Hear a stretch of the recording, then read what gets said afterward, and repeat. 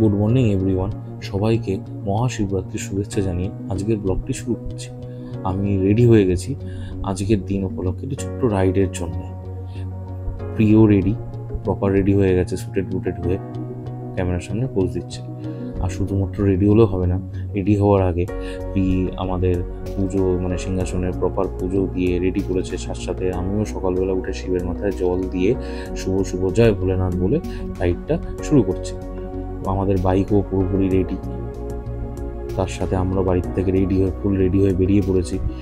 এরকম অঙ্গভঙ্গি করছে এবং সেটা দেখে মা ভাবছে কী করছে।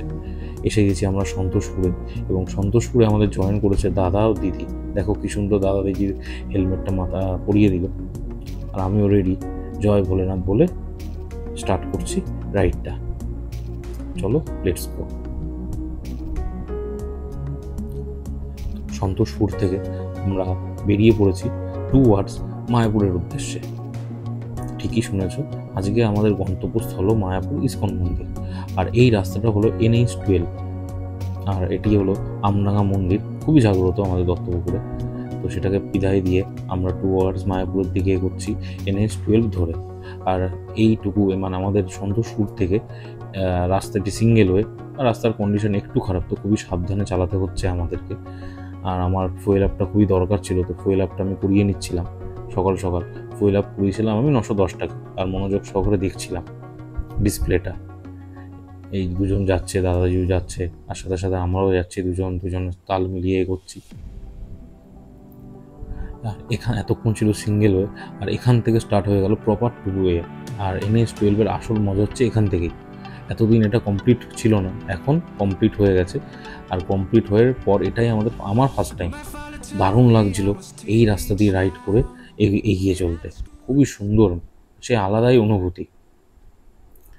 তো আমরা চলে এসেছিলাম রানাঘাট পার করে সুটি নদীর ওপরে, সুটি না, এটার নদীটার নাম হচ্ছে চুন্নি নদী। চুন্নি নদীর ওপরে আমরা আমাদের ফার্স্ট হল্ট দিলাম।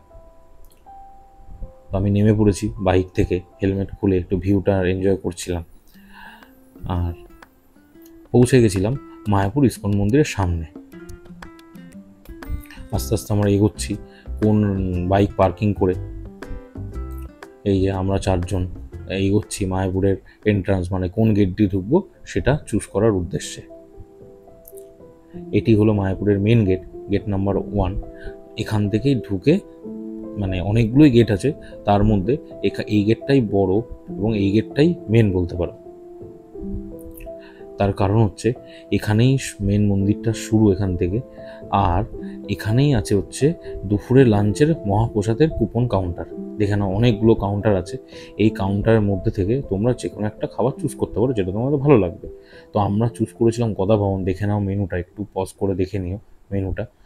এই যে দাদা গদা ভবনের টিকিট কুপন কাটলো, কুপনের প্রাইস হচ্ছে 70 রুপিস পার হেড। তো টিকিট কাটা কমপ্লিট। তোমরা একটু পজ করে মন্দিরের টাইমটা একটু দেখে নাও, যে কখন কোন টাইমে কি খোলা আছে আর কি কি আছে। আর এইখানে হলো মন্দিরের ভেতরে দিক নির্দেশক, কারণ অনেক বড়, দিক নির্দেশক না থাকলে যারা প্রথম আসবে তাদের একটু প্রবলেম হয়ে যাবে। আর এখানে সুন্দর একটা বসে বিশ্রাম বা লাঞ্চ কুপন কেটে আমরা বেরিয়ে পড়েছিলাম ব্রেকফাস্টের উদ্দেশ্যে। ইসকন মন্দির থেকে বেরিয়েই আমরা এই দোকানটাকে চুজ করলাম। তার কারণ হচ্ছে দোকানের ভেতরে কয়েকজন বসে খাচ্ছিলেন, তো সেটা দেখে আমরা মেনলি আসলাম। তো আমরা এসে হেলমেট খুলে সব কিছু বসে সিট দখল করে নিয়েছি, দখল করে নিয়ে আর এসে গেছে আমাদের খাবার। আমরা অর্ডার করেছি 5 পিস কচুরি এবং 150 গ্রাম পেটাই পরোটা। খাচ্ছিলাম আমি, খাবার দাবার কোয়ান্টিটি ঠিক ছিল, বাট খাবারের টেস্ট যে খুব ছিল ওকে মতন ছিল। তো আমি তাড়াতাড়ি করে খেয়ে বেরিয়ে পড়েছিলাম। এবার আমরা ঢুকে গেছি মন্দিরের মধ্যে। এটা হলো সেই বিরাট মন্দিরটি, অ্যান্ড মন্দিরের অপোজিটে এই হলো আরেকটি মন্দির, যেটার ভিউ। এটা হচ্ছে প্রথম এন্ট্রান্সটা ঢুকেই এই ভিউটা পাবে। এই যে সেই বিশাল মন্দিরটি দূর থেকে আমাদের দেখে লাগছিল যেন বাহুবলী সেট। কি বিশাল সুবিশাল মন্দির, বাপরে বাপ, এটা যে কবে তৈরি হবে। এই হলো সেকেন্ড একটা মন্দির দেখার প্রবেশ পথ।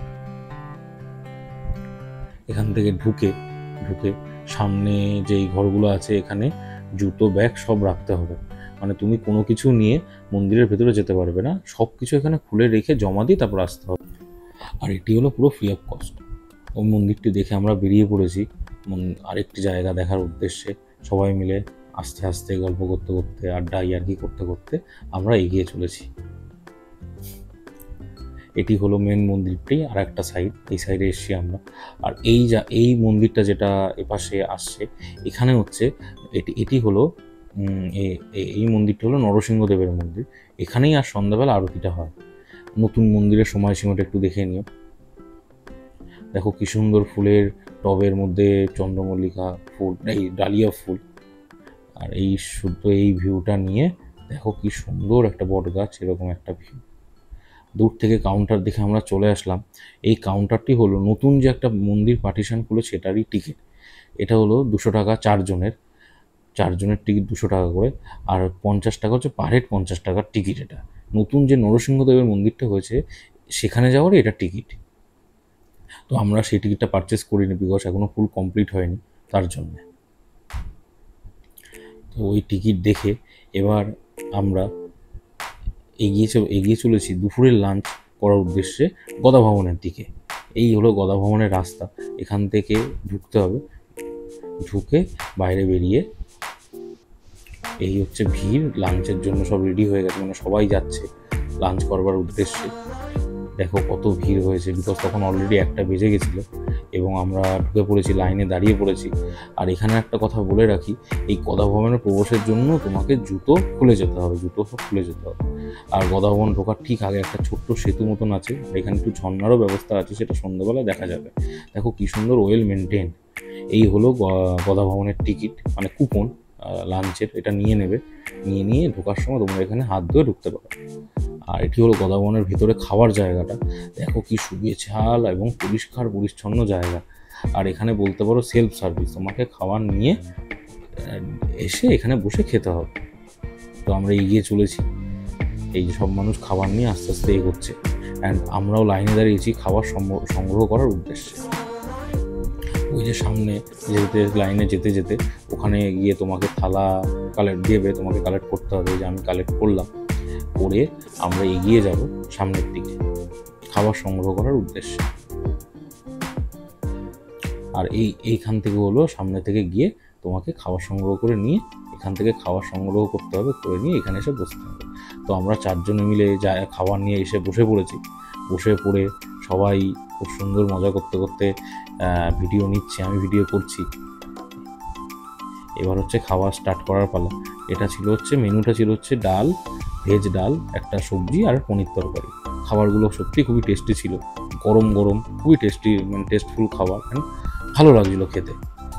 তো খাওয়া শেষ করে আমরা এসে গেছিলাম মায়াপুর থেকে নবদ্বীপ যাওয়ার লঞ্চ ঘাটে। টিকিট কেটে নিয়ে আমরা লঞ্চ ঘাটে যাচ্ছি লঞ্চ ওঠার জন্য। টিকিট প্রাইস হচ্ছে 10 টাকা পার হেড। তো লঞ্চে করে ওই যে আমাদের সামনে যে লঞ্চটা আছে, ওই লঞ্চটা আসলে ওই লঞ্চে করেই আমরা নবদ্বীপ ঘাটের উদ্দেশ্যে যাব। লঞ্চে উঠে পড়েছি। আর এইটা হচ্ছে জলঙ্গি নদী, আর সামনে এটা হচ্ছে হুগলি নদী। জলঙ্গি নদী হুগলি নদী গিয়ে মিশবে। আর এখানে একটা সুন্দর জলের একটা পার্টিশান লক্ষ্য করেছি, সেটা ক্যামেরায় আমি ভালো করে তুলতে পারিনি, বাট একটা পার্টিশান আছে। আর দূরে দেখো একটা এই নৌকাটা যাচ্ছে, এটা আমার নজর কাড়লো। সেটা হলো এর ভিড় দেখে, এত ভিড় নৌকাটা সেটা নিয়ে যাচ্ছে।